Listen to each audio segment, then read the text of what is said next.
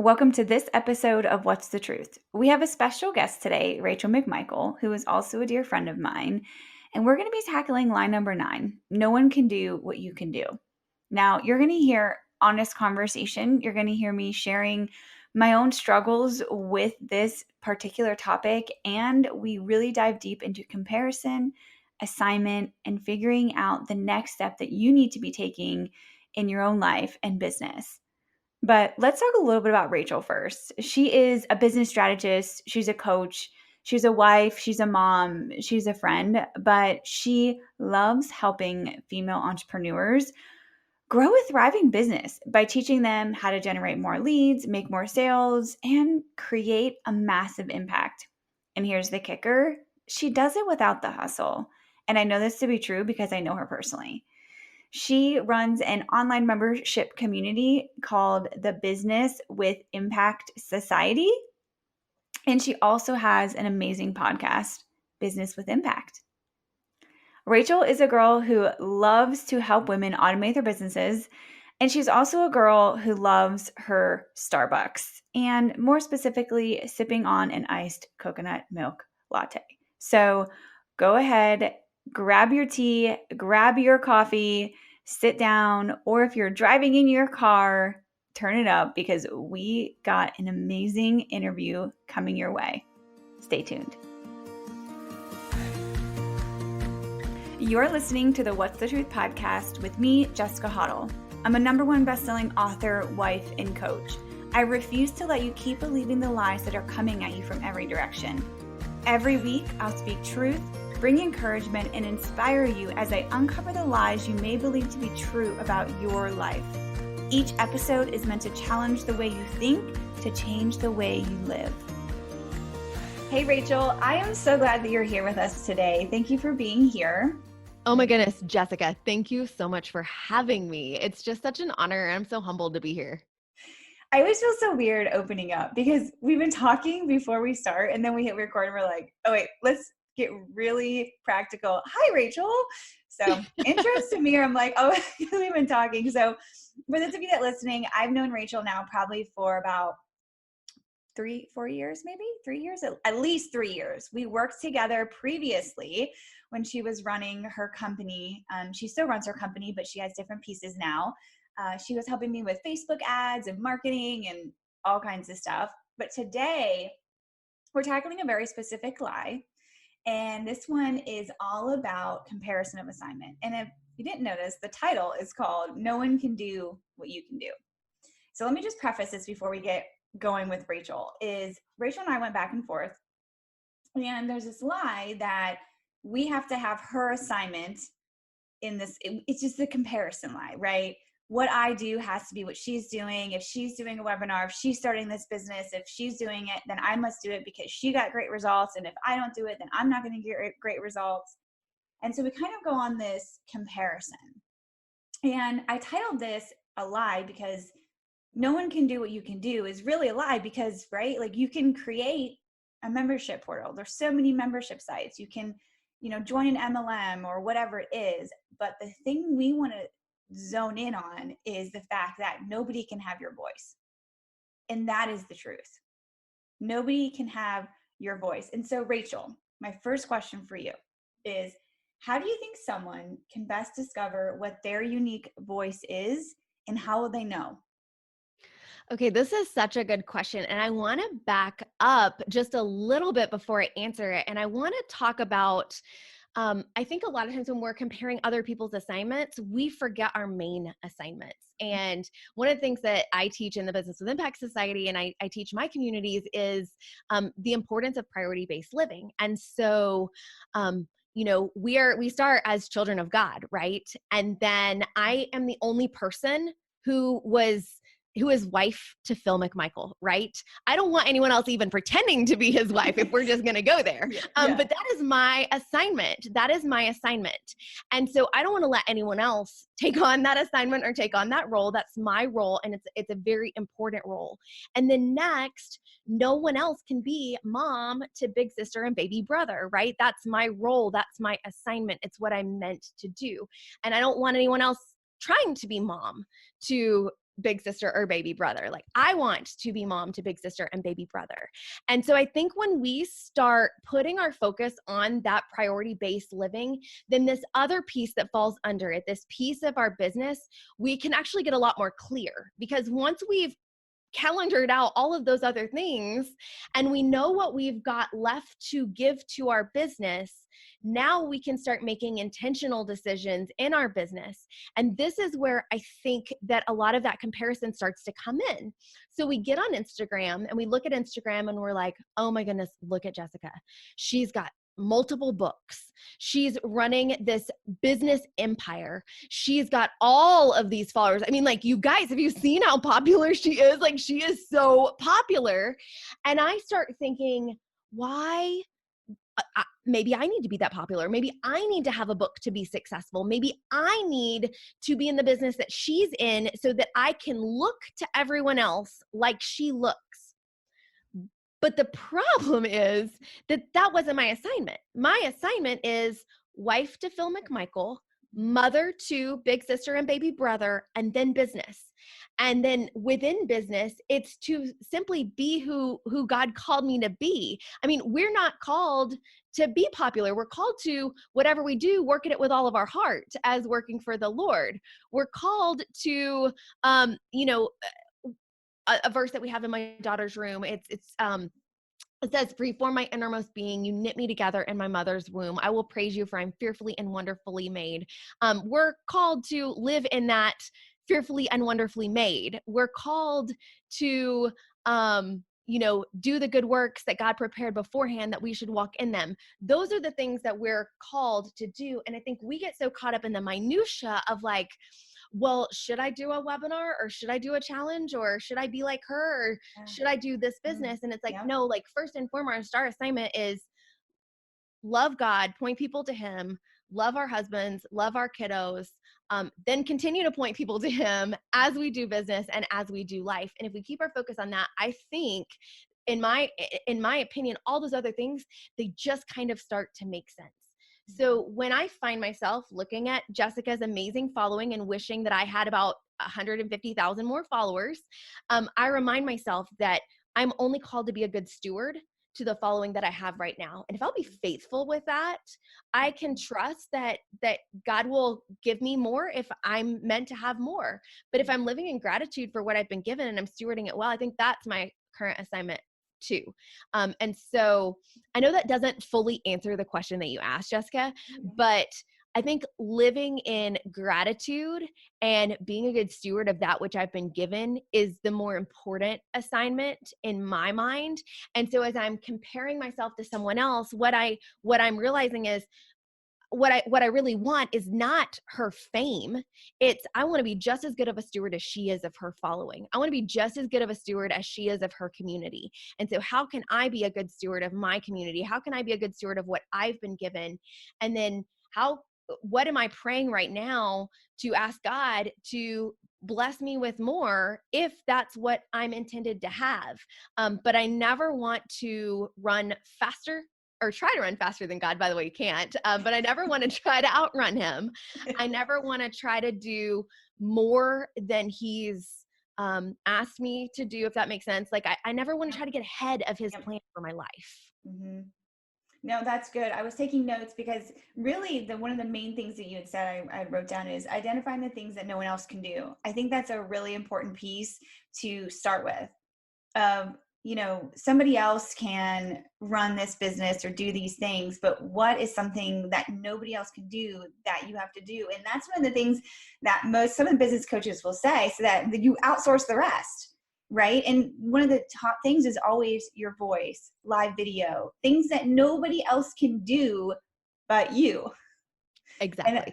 And I think that's so important. Let's talk about one of my fails. I don't want to say it's a fail. I hate even saying that word because I've learned so much. But let's talk about my member community that I had for a year. You helped me. First, she built it. She built the membership site, her and her team. And you watched me all year, like, struggle in a sense of, is the messaging right? I can't tell you how many times we changed the messaging. And it felt heavy. Like, it was fun doing the live videos and the content and that, but it felt heavy to promote it. It felt heavy to get it out there. It felt like nobody was responding or receiving. And I tried it for a year. And I just remember thinking, like, Rachel, how many times did I message you and go, what am I doing wrong? Do you remember that? I do. And so at the end of the year, it was kind of this point where I'm like, why am I doing this? I love the people. I love the people. If you were in my member community, you know I loved you so well. I enjoyed it. But what I came to was the conclusion that I was in a group at the time, and it was spoken like, why don't you just start a membership community? And I was like, oh, well, that sounds great. And then it was this hustle and bustle because everyone I saw was hustling and bustling. I did a webinar. Do you remember us doing a webinar? I do. This is so funny. What was I doing? I mean, I had no business doing a webinar, but in the moment we're like, oh, that sounds great. Yeah, like totally. Right. And you're very honest with me too, Rachel. And in the moment it sounded great, but then we were kind of like, no, I don't think this is right. And yeah, I had lost money, but I've also learned that my lane, right? And this is why I love this topic of, is this my lane? And so I wanted to share that because I felt like you saw me go through that journey, and it's just a real to the people that are listening that we're like Rachel, who has a very, very two successful businesses, has seen me walk through this part of like trying to be somebody in business that I shouldn't have been at that time. I'm not saying I'll never do a membership community, but it wasn't my season.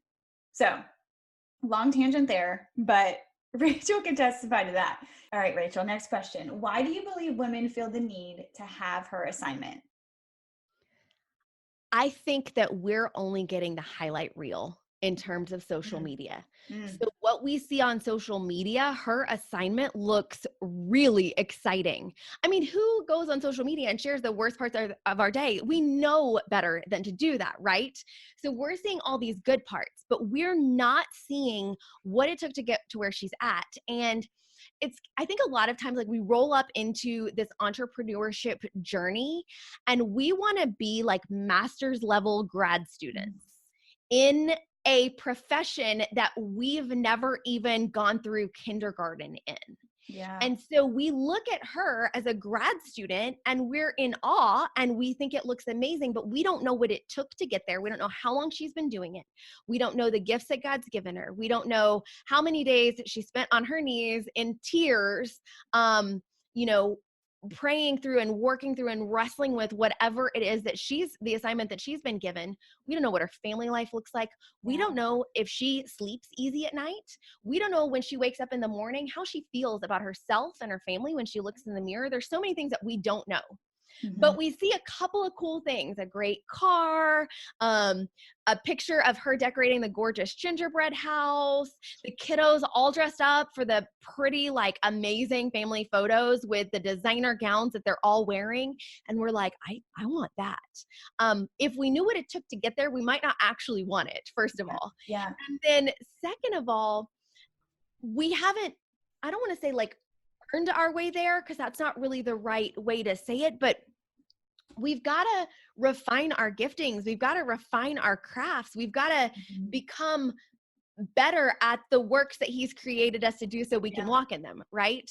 And so I think that's why, is because we only get such a limited perspective of what her assignment is that we think it's all amazing. And I read an example in a book not too long ago, and it was actually talking about Oprah. And it was saying, you know, Oprah, back when she was doing the talk show was like 5%, like actually doing the interviews on the talk show. That was about 5% of what she did. And the other 95% was not glamorous, not fun, not exciting, all the behind the scenes, the financials, the business meetings, the going and blowing back and forth and waking up at 4 a.m. to get ready for hair and makeup and all those things that like are actually not glamorous. Or we see the movie stars and the, you know, the cast of Fuller House and this latest season that they've got on Netflix. And it's like, they were working 16-hour days to make that happen, right? We don't see the 16-hour days. We see all the cute pictures of all of them together, having fun and laughing and smiling and those candid shots. And so we're only getting a piece of the actual picture. If we knew the whole picture, I don't think we would actually want their assignment. Yeah. And so I think that's what's happening. And I think what we've got to reframe, and we've got to say, what's my assignment? How can I be best used? What are my gifts and talents? And how can I steward them well? For me, it's all about a stewardship issue and a gratitude issue. Am I grateful for what I've been given? How can I steward what I've been given well? And when you do those things and you do them well, you actually aren't even worried about her assignment because you're so busy doing your own that her assignment all of a sudden becomes completely irrelevant. I'm so busy doing what I'm called to do, and I'm so grateful for what I've been given that I'm just not worried about what's going on in her lane either. And if anything, I can find myself saying, man, I'm so glad, God, that you created her to do this thing and you created me for this other purpose. I'm so glad there's someone in this world who gets to do what she's doing, you know.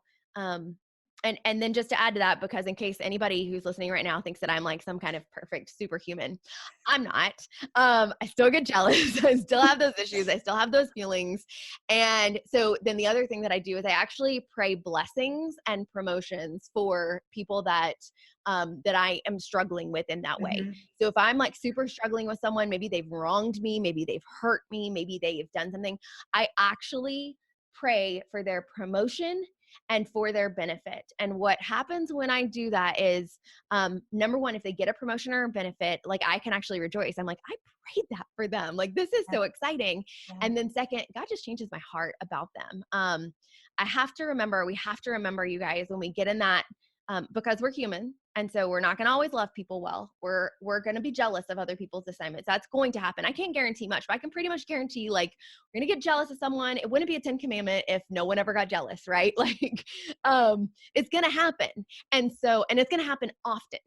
And so, what I try to remember, is that when that person that I'm jealous of or frustrated with, or that's driving me crazy, or even that's annoying me, when that person wakes up every day, they don't wake up in the morning and think, how can I really annoy Rachel McMichael today? Or like, how can I really get on Rachel's nerves? Or how can I be a total jerk to Rachel today? Like, I feel like by and large, people don't wake up and that's not the first thing that they think. I think that they wake up and they think, like, how can I be a good steward of what I've been given today? How can I do my best today? How can I be my best today? How can I show up my best? How can I give it my all?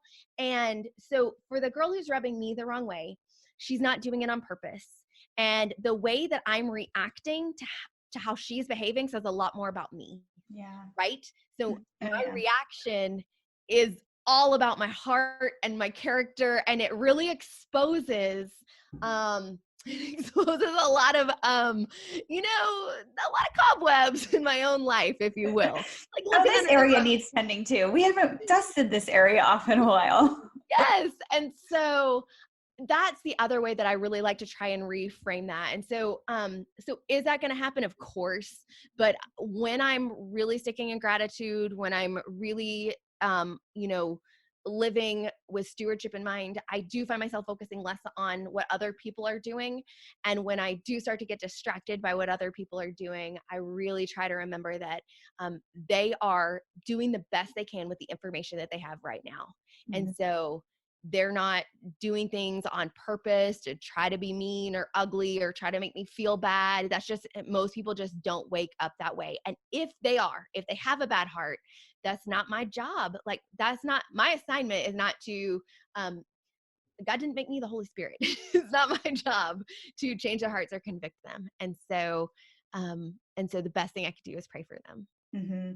And what I was thinking about too is, in reality, it's, if I'm jealous of Rachel, she has her own insecurities, and we forget that. We look at somebody, we're like, oh, she must be so good. Like you said, she just got all of her stuff together, and then, like you were talking about, we don't know that she was up for, or she worked 80 hours this week so that she could get her bonus. That's the things that they don't tell you. They tell you the story that you want to hear. We know marketing, right? Yes. But I love when people see people show up with no makeup on and just talk. I'm not the best at it, and I come on with no makeup on, but I think that the business side has so told you to be so professional and so poised and so polished and know everything to know about this, and make sure you only do so many slots, like the rules. And the Yes. rules have kept me recently from showing up on Instagram story because I want to put my best foot forward. It's like, do people really want to see like me hanging out with my husband? Right. And so I start to go, well, no. And that's insecurity. But another tangent. I want to talk about how briefly, and then we'll kind of start to wrap this up. But most of us want to start at the top. Right. And I think about, when I worked at Joanne Fabrics, for those of you that don't know, I worked at Joanne Fabrics for 8 years. I was just a regular old cashier cotton fabric girl. I showed up to work, I did my work, and I was consistent for 8 years. And I ended up one under my boss, and they were asking me if I wanted to open stores. And I was 23. That's not for me like tooting my horn. It is the fact that for 8 years, I showed up and just did what I could do. And I think that when we go to the online space, Rachel, and I love that you said that, is it takes a lot of humility because we want to start with $100,000 launches, right? Because you work with women in your society. You want to talk a little bit about that? Yeah, I mean, exactly what you said. I think we see other people doing big things and we want to do those big things, but we would never, like if I decided tomorrow that I want to be an accountant, I would never think that I didn't need to go to school, that I didn't need to learn, that I didn't need to get some experience under my belt before I became the CFO of a company. I would assume that those things were prerequisites. But for some reason, we've got it in our head. And I think we've just heard too much of the like get rich quick messaging Yeah. of like, you can do this and you never have to work and you never have to put in any effort. And that's a lie in and of itself. But I think that I think that's I think that's the issue. We've heard that lie so much that we think that we don't have to put in any effort or any work, or we're not required to do work at all. We almost feel like we could like just be lazy and just make money in the background while we sleep. And can you make money while you sleep? Absolutely. But you've got to have a proven, tested funnel. It takes time to Yeah. put that together and to test it and to keep updating it and make sure it continues to work. So can those things happen? Those things aren't lies in and of themselves. It's just that they do take work to make happen. Yeah. It's so true. And I think that, for anybody listening, it's just be kind to yourself in the process. Like if you have one person that joins you in your business, your MLM, Rachel and I both have been in MLMs. I'm still in one. She's still in one. It's like, she also has her other business, her membership community. But like, if you serve one person that month, do not disregard them and treat them as such one. You should be treating them as such one because Jesus served the one in front of him. And I Yeah. think that is so important. All right, last question before we start to close. I already know I already said that, but I was writing more notes when you were talking. So this one's for the girl that maybe has her hands up, like, yeah, I get you. I hear what you're saying, but what if I don't even know what I'm supposed to be doing? Right? Most people are like, am I supposed to be doing webinars? Am I supposed to be doing membership community? Or what am I even supposed to be starting my business about? Do you have any questions maybe they can ask themselves, or reflection? I know I always tell people a lot of what you've been through is what you're going to be sharing, but what could you encourage the person that's like, what am I supposed to be doing? You're telling me to just be who God called me to be and to focus on my assignment. But what if I don't know what my next step is? What would you tell that person? Oh, yeah. Welcome to the club. Welcome to the I club. don't know. So, so I don't have it all figured out either. And what I can tell you is this, one, keeping, I mean, talk to God. Like he's the one who actually knows what you're supposed to be doing. And so when I'm in seasons of uncertainty, what do I do next? How do I proceed next? I ask for open doors and closed doors. And he has always been faithful to provide those things. So if I think that I'm supposed to be walking in a direction, I keep walking in that direction and I ask him to slam the door shut if it's not a door I'm supposed to keep going through. So that's one thing. It's just that prayer for open doors and closed doors. I think sometimes we think that like there's supposed to be like a billboard that lights up that says like, you accountant Jessica, or like you playwright Rachel, or whatever. By the way, she's not an accountant. I'm not a playwright, but like, but that it's supposed to be like glowing and like a mega sign. And in my life to date, that's not how it's worked out. But we've moved a few times for my husband's job. So for those of you who are listening and don't know, my husband's a pastor. And so we've been called to different churches throughout his ministry. And there are times when we have started to pray about it and we have just felt that feeling of like, this is not right. Something is not right. Very unsettled in spirit. And it was very obvious, like we do not need to continue. Then there have been other times where we have started to pray and we have said, this feels right, but we want confirmation that we're on the right path. And every time, without exception, that we have asked for confirmation that we're on the right path, God has given us a verse that we can cling to, or a passage of scripture, or a sermon, or something. And a great example of that was our very first move. We had just been married, and my husband and I were both praying. And on paper, the move did not make sense. We were going to make less money. We were going to be living further away from family. None of it made sense on paper. Except that as we were praying about it, we just kept asking God, would you just put our hearts on the same page? I was in Toronto and I was listening to a podcast the same day my husband was in a meeting. And at the end of the day, we called each other and I said, I think we're supposed to go. And he said, I think we are too. And he said, God put this passage from Revelations in my mind today. Here's what our teaching was about today. And I said, you've got to be kidding me, because that was the exact same message that I heard on a completely unrelated podcast today on a completely unrelated thing. And so as we started to cling to that scripture and we started to continue to pray, I mean, we were like Gideon. We were like, can you like make the fleece wet? And then can you make it dry? And then can you put fire from the sky? Like, can you do all the things? Give us all the signs. Don't do that, by the way. Like, you don't need to do that, but No, we get it. You're just saying like we love, it's like that goodness of who he is though, right? yes, Even though he's like, yes. okay, we're asking again, here's some fire, you So know? sorry. And we did it. We were like, oh my goodness, we know that you've already shown us, but can you just show us one more time? And so I feel like when we get those messages, then we write that out. We journal that. We cling to that promise because, by the way, like it's not always sunshine and rainbows on the other side. Sometimes God tells us to do something and then it's still really hard. And so we can cling to the fact that we know that that was from him. On the alternate side, there's been times when I have prayed, like I was trying to make a really big decision just a few months ago. What do I do? What do I do? What do I do? And I never got a clear answer. Like I did not get I felt like almost it was like, you could do whichever way and it's totally fine. And I was like, no, like I need the answer. Where's the answer? And so it's not always as cut and dry, but I think we can cling to the fact that God works all things together for his good and our good and his glory. And so we can trust that even if we make a misstep, because we probably will, that he is going to work it all together for our good and his glory. Now, that being said, that doesn't mean keep making decisions aimlessly without, without praying about it. But I think we can rest on that promise too in those situations. And so, so a real practical, so number one, pray. And I get that for some people, they're like, that's not very practical. So my next tip would be to start walking, start doing those things that he's laid on your heart. And I think that in entrepreneurship, I find that there's two emotions that will typically come up.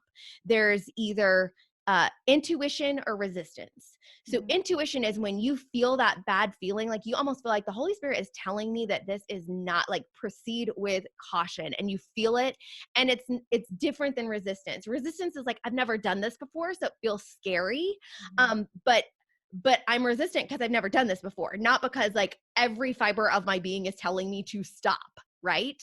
And so really figuring out, like, is this my intuition? Is this the Holy Spirit telling me to stop or proceed with caution? Or is this just resistance that's coming up because I've never done this before? And this is when I need to like lean into that resistance and try something new. Resistance will always happen in entrepreneurship. It will always come up.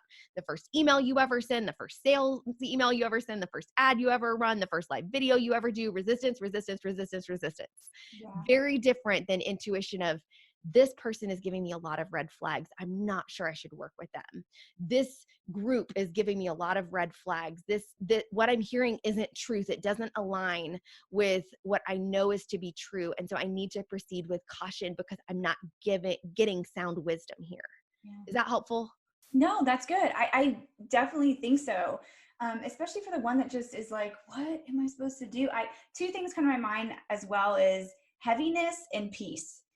Peace meaning okay, this feels good. Like it feels good, meaning it doesn't mean it's going to be easy. It doesn't mean, it just, there's this peace inside of you, kind of like what you were saying, of just, okay, this feels good right now. And heaviness is something I've noticed of when I start to dread it and I'm forcing to create something, then that's heaviness to me. And then I'm like, "Ugh," then I kind of like need to back up and go, am I supposed to be doing this right now? So those are the two things that I tend to bend toward. Um, Absolutely. so I want to know, for now, this is for the woman that's overwhelmed. Because we've been talking about a lot of the women comparison, what should she do, hands in the air. This is for the woman that's overwhelmed. So what can you say to the woman that might feel overwhelmed when it comes to her assignment? What do you have for the woman that's overwhelmed? I think that a lot of times overwhelm comes from not living priority based. And what I mean by that is that we think that we're supposed to do everything else that someone else is doing.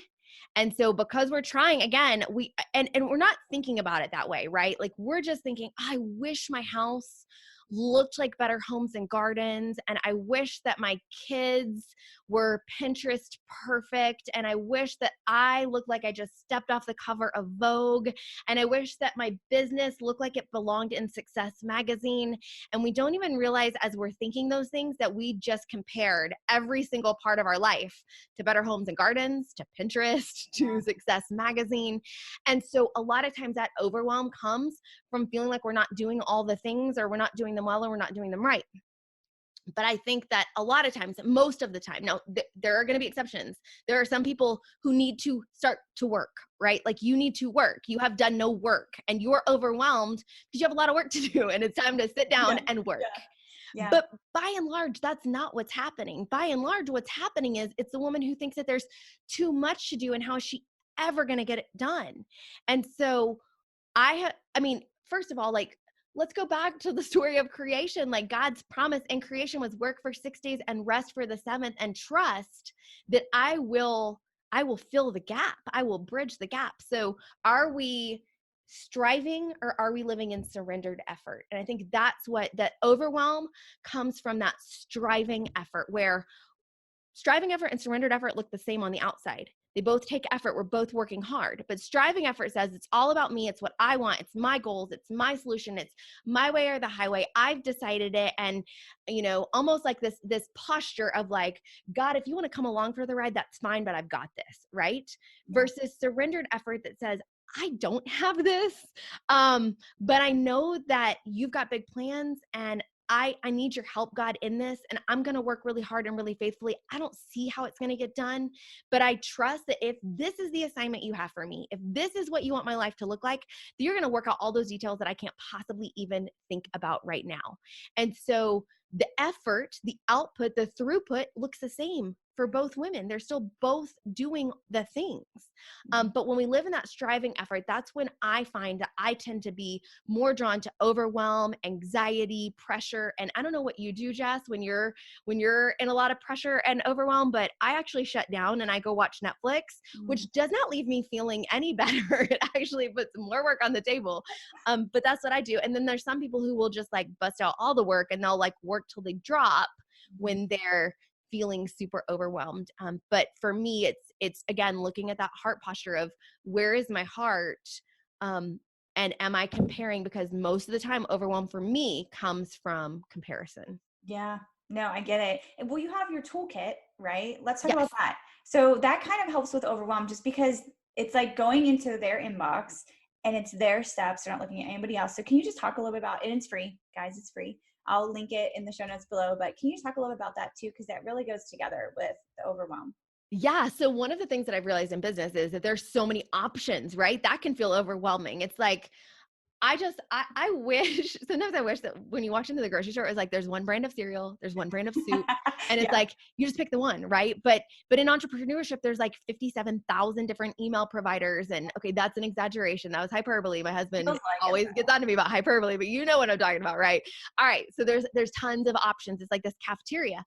And I think a lot of times when we get stuck in that overwhelm, we get in that analysis paralysis of like, I don't know which one to use, so I'm just not going to move forward. And so I realized that that was a big struggle for lots of entrepreneurs, and especially even in the Business with Impact Society, my community. That's what women ask all the time, like, where should I send these free gifts, or what should I do with this? And it's that they want that one decision, that quick, easy decision. So what I did was I put together a business toolkit. It's completely free, and it talks about the exact systems that we use in our own business, what we use when we were first starting out, and what we use now that we are a larger company. And not only that, but I thought to myself, like, a toolkit is good, right? Like knowing what someone else uses. But there's another question that comes up after you find out what someone uses, and it's how. Like, how do you put all of that together?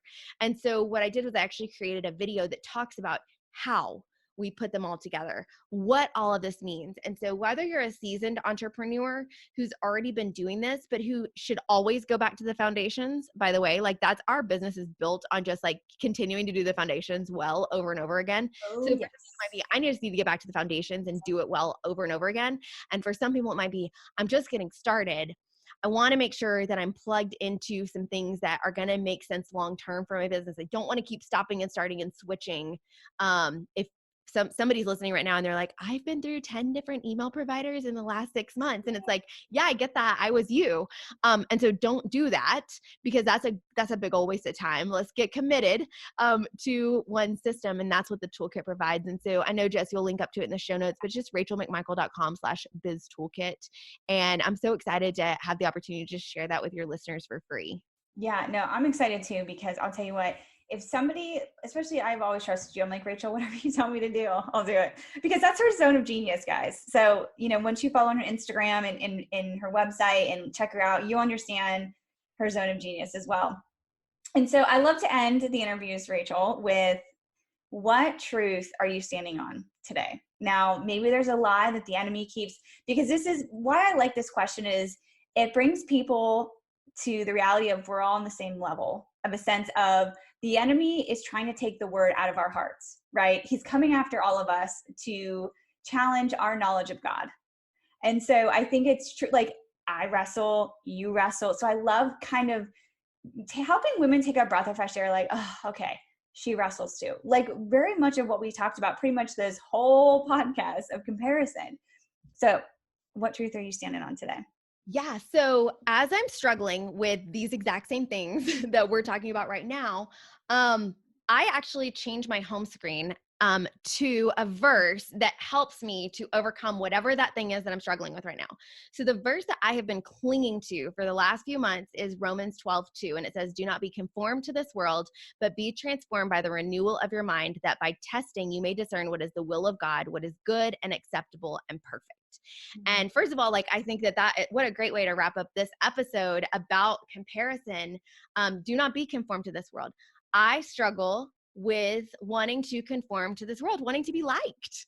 Yeah. Who doesn't want to be liked, right? Mm-hmm. But I struggle with that. And so this is a daily reminder to me. Every time I look at my phone, I'm looking at the time or a notification pops up, I remember it is not about this world. It is not about them liking me.